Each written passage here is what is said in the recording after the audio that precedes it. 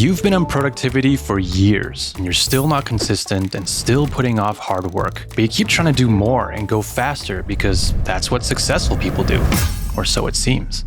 That right there is the most misunderstood paradox of productivity. This is what Cal Newport writes about in his new book, Slow Productivity. And it's not about settling for less or being okay with making less money. It's the exact opposite. He talks about the 3 steps of a slow productivity system. And I'll be honest, individually, those steps sounded misleading at first, but together they follow the principle of emergence, whereby they become greater than the sum of their parts. His 3 rules are meant to show us a path to becoming exceptional at what we do. Rule number 1 is the true cost of productivity. So take a look at my calendar here. As a creative entrepreneur, I have control over the projects that I choose to work on. But what most people don't realize is that when you add a new task to your calendar, it often comes with an overhead tax. Taking on a new project at work doesn't just include the time spent working on the project. It comes with all this extra stuff like meetings and administrative work. This is what we call the overhead tax. When I first started my journey into entrepreneurship, one of the biggest mistakes I made was to underestimate the overhead tax. In our business, we wanted to make more revenue, so we thought about adding on more projects. Let's do sponsorships. Let's start a merch store. Let's sell a course. And at the time, we thought we had the capacity to handle all these new projects, but the overhead tax just adds up really quickly and it just sneaks up on you. For every new project we added came along with it multiple meetings. Meeting with the sponsoring brand, meeting with clothing vendor. And we all know the thing about meetings is that when we have a 1-hour meeting, it's never just 1 hour. You basically lose another hour beforehand preparing for the meeting, and sometimes it goes overtime, and before you know it, you didn't get anything important done today. So in order to reduce this overhead tax, the rule number 1 of slow productivity is to do less. It sounds pretty obvious, but it really forces us to figure out what is the most important thing to focus on. And something that really helped me was to ask the question, if you were only allowed to do one thing today,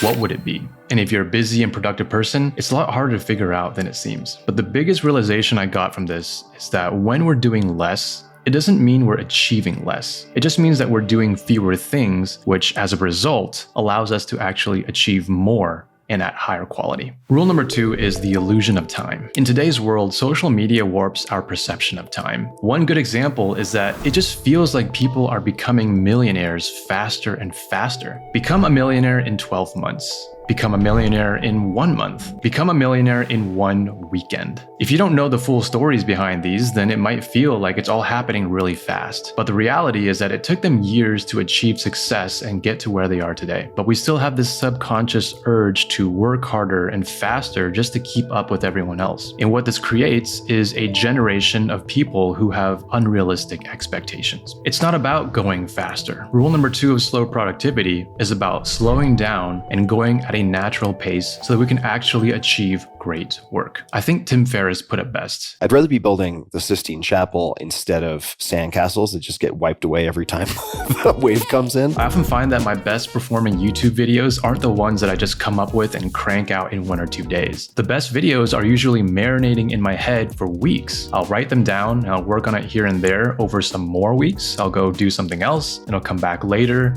And that's just what really works for me. And it's because of the idea that great things just take time. And they take time because they need room to breathe. You can't rush it. Imagine if you're dating someone for the first time and you schedule 3 dates in a row back to back to back. It's probably not going to work. You can't rush the process. You need some time apart to process and think about how the date went. Let the feelings sit a little bit. Then you can go on another date. And this is generally how we should be treating our productivity. You can't just expect to focus for hours and hours and create great work. You want to do focused, deep work in sprints and then leave it, go do something else, let the ideas kind of marinate and make new connections in your brain. And then when you come back, you have a fresh pair of eyes, maybe new experiences, new perspectives to give more creativity to this work that you're doing. So now we have do fewer things and go at a natural pace. And together, you can make pretty big linear gains with these 2 rules alone. But by adding rule number 3, you go from linear gains to exponential gains in whatever you're doing. One of my favorite stories from Cal's new book is the story about this guy from Oxford named C.S. Lewis, who was really into fiction writing. So he got together with his friends. There was J.R.R. Tolkien and a bunch of others, and they formed this group called the Inklings. And what they would do is they would get together and nerd out about their Inklings, which were fiction and fantasy writing, because that's what they were passionate about. Fast forward a few years later, J.R.R. Tolkien writes The Lord of the Rings, and C.S. Lewis writes The Chronicles of Narnia. And these two masterpieces demonstrate the rule number 3 of slow productivity, which is to obsess over quality. And Cal Newport gives us 3 tips on how to go about doing this. So the first tip we already mentioned is to surround yourself with like-minded people who are trying to achieve the same goal as you are, and who are also obsessing over the goal as much as you are. Just like Tolkien and Lewis, or like how Mr. Beast in his early days would get on Zoom calls with his friends and talk about nothing but YouTube for 20 hours straight. Somehow found these other like 4 lunatics. We would just get on Skype every morning. Some days like I'd get on Skype at 7 a.m. and I'd be in the call until like 10 p.m. And then I'd go to bed, I'd wake up and I'd do it again. It's the mastermind types of environments like these where people get together and just nerd out and obsess over something. And that right there is the breeding grounds for amazing work, which is also why I believe that the future is going to be all about online communities. The second tip is to look outside of your niche. Cal Newport talks about how he, as a writer, looked outside of his own niche and studied filmmakers like Quentin Tarantino and Christopher Nolan to gain new perspective. If you just obsess over your current craft, then you'll look like everyone else in the space. But if you look outside of your field and bring back new ideas and remix and synthesize them and innovate on these ideas, then your work becomes unique. Especially in a world where everyone now has access to AI, the way to stand out is to inject your own firsthand experiences and your unique passions. And tip number 3 is to spend some money. Make an investment in yourself and get some skin in the game. When Matty and I started our podcast, we went ahead and just fully committed and bought the same Shure microphones that Joe Rogan used on his podcast.